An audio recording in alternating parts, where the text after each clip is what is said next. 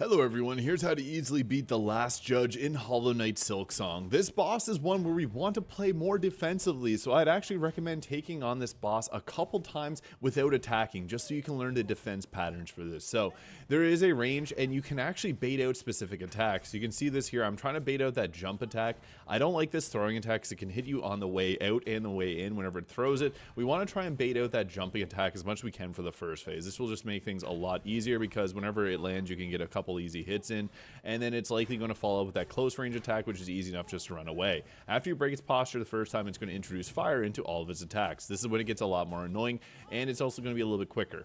The thing is, we got to stick a bit further away from the boss for specific attacks and punish when we can. This attack's actually the easiest to punish whenever it jumps up once again. This attack here, you can also do a downwards attack off the top of his head. He'll leave behind those little fire trails that you can easily see, and you're going to see here from the smoke, that's where the fire is going to pop out from. I'd recommend using your throwing exploding attack there. That's actually pretty effective, and that's how you avoid that attack there. Whenever he pulls it back, you have to attack him and then jump and dash away. So it's a bit of a quick and easy to get attack. The bind is going to be best whenever he does that fire attack there. I found that was the best time to be able to pull that off. Unfortunately there, that's not what not to do whenever he does that throwing attack, because he can hit you twice really easily with that, so that can make this fight so much harder.